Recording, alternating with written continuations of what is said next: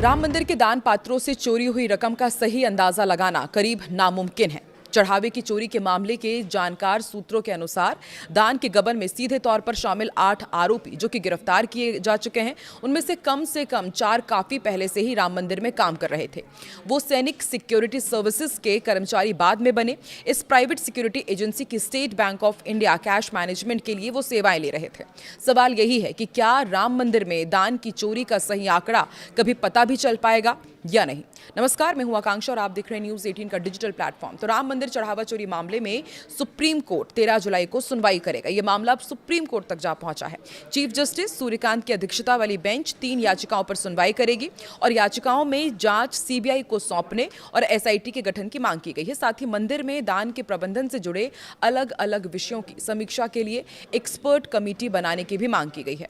इधर मंदिर में चढ़ावा गिनने वाले 23 कर्मचारियों ने गुरुवार को एक साथ इस्तीफा दे दिया है।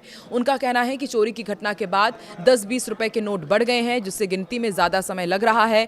पहले 500 रुपए के नोटों की 70 से 80 गड्डियां बन जाती थी, अब बमुश्किल 15 गड्डियां बन रही है।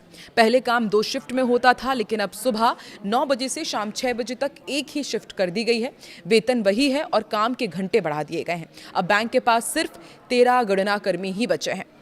वहीं श्री राम जन्मभूमि तीर्थ क्षेत्र ट्रस्ट ने सीईओ के पद के चयन को लेकर कहा है कि ये पद पुरुषों के लिए, महिलाओं के लिए, दोनों के लिए खुला हुआ है। ट्रस्ट ने कहा है कि सीईओ को चुनने के लिए बनाई गई 3 सदस्यों की कमेटी से उम्मीद है कि वो अगली 30 दिन में चयन प्रक्रिया पूरी कर लेगी। अब आपको बताते हैं कि इस कमेटी में कौन कौन है।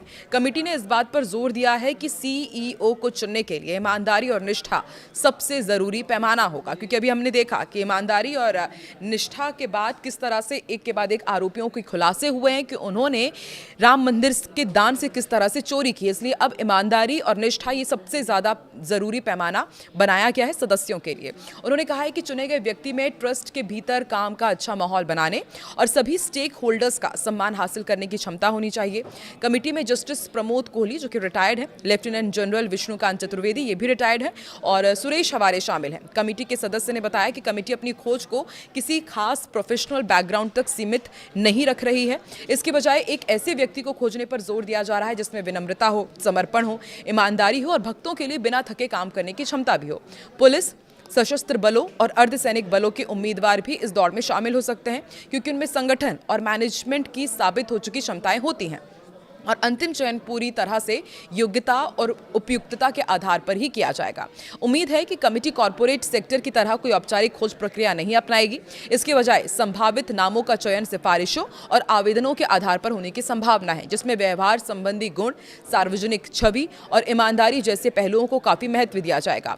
सीईओ की जिम्मेदारी होगी कि वो जिला प्रशासन और दूसरी सरकारी एजेंसियों के साथ तालमेल बिठाएं और अयोध्या आने वाली बड़ी संख्या में श्रद्धालुओं के लिए सुचारू व्यवस्था सुनिश्चित करें।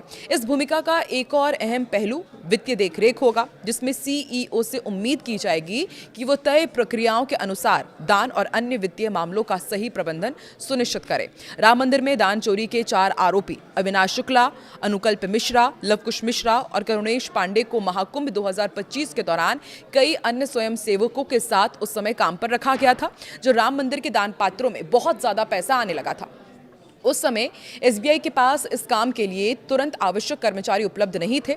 इसलिए श्री राम जन्मभूमि तीर्थ क्षेत्र ट्रस्ट के अधिकारियों ने ऐसे स्वयंसेवकों को तलाशा जिन्होंने पहले भी अहम कार्यक्रमों और आयोजनों को संभालने में अच्छा काम किया था। एक सूत्र ने बताया कि अनुकल्प मिश्रा मंदिर शिखर पर ध्वजारोहण समारोह, पहली और दूसरी वर्षगांठ के आयोजनों और दीपोत्सव जैसे अहम कार्यक्रमों में शामिल था। समय के साथ वो मंदिर से जुड़ी अहम बैठकों में एक जाना पहचाना चेहरा बन गया। उसने चंपत राय और अनिल मिश्रा का भरोसा जीत लिया था और समय के साथ अनुकल्प को अपने परिचितों को ट्रस्ट के पदाधिकारियों से मिलवाने का मौका मिला और पिछले साल महाकुंभ के दौरान दान की धनराशि गिनने का काम सौंपे जाने से काफी पहले ही उसने उनकी नियुक्तियां करवा दी थी। दशकों से भगवा संगठनों से जुड़े होने के कारण ट्रस्ट के पदाधिकारियों और प्रशासकों ने चढ़ावे की गणना के लिए स्वयं सेवकों को तैनात करते समय उन पर भरोसा किया और यही भरोसा उन पर भारी पड़ गया। चारों आरोपी दान राशि गिनने का काम मिलने से पहले ही राम मंदिर के काम से जुड़ गए थे। दान पात्रों से इकट्ठी हुई राशि को मैनेज करने के लिए वाराणसी की प्राइवेट एजेंसी सैनिक सिक्योरिटी सर्विसेज को बाद में लगाया गया। जब तय एजेंसी आई तो इसने जो स्वयंसेवक पहले से ही गणना का काम संभाल रहे थे, उन्हें 40 अन्य युवाओं के साथ काउंटिंग एजेंट के रूप में तैनात कर दिया। आरोपियों के पास से बरामद कुल करीब 80 लाख रुपए में से सबसे ज्यादा रकम 30,39,000 और गहने अविनाश शुक्ला के पास मिले हैं। इसके बाद करुणेश पांडे, उसके पास करीब 18,63,000 रुपए, अनुकल्प मिश्रा के पास 16,82,000 रुपए और लवकुश मिश्रा के पास से 14,25,000 रुपए बरामद किए गए हैं। रमाशंकर मिश्र की यदि बात की जाए तो कुल 7,32,000 रुपए और मनीष यादव के पास से 2 लाख रुपए बरामद किए गए हैं। गिरफ्तार किए गए 2 लोग रमाशंकर यादव उर्फ टिन्नू और सुभाष श्रीवास्तव की राशि की गणना करने में सीधी भूमिका नहीं थी। मंदिर से जुड़े एक अंदरूनी सूत्र की यदि बात की जाए तो उनकी पुष्टि पुलिस की जांच से हो रही है। पुलिस इन्हीं 4 लोगों को केंद्र में रखकर जांच आगे बढ़ा रही है। पुलिस अविनाश, अनुकल्प, लवकुश और करुणेश की रिमांड लेना चाहती है। इस घटनाक्रम पर बारीकी से नजर रखने वाले वकील प्रांशु अग्रवाल ने कहा है कि दान की चोरी का यह मामला नैतिक पतन का उदाहरण है। किसी भी सरकारी या निजी संस्था की तरह सत्ता और लालच कुछ लोगों को भ्रष्ट बना देता है और वो कमियों का फायदा उठाते हैं। कैश से घिरे रहने के कारण समय के साथ उनके संस्कार भी बिगड़ने लगते हैं। उन्होंने कहा कि ट्रस्ट और बैंक के पदाधिकारियों को निश्चित रूप से लापरवाही और ढिलाई के लिए दोषी ठहराया जाना चाहिए और महत्वपूर्ण मामलों से निपटने में लापरवाही बरतने के लिए उन पर भी कार्रवाई होनी चाहिए। आंतरिक नियंत्रण और जांच पड़ताल की कमी से यह अपराध हुआ है। चोरी हुई रकम की सही मात्रा और इस घटना की अवधि का पता नहीं लगाया जा सकता। सोचिए, एक वकील भी कह रहा है कि इस पूरे मामले में कितनी रकम चोरी हुई है और ये कब से हो रही थी, इसका पता चल ही नहीं सकता।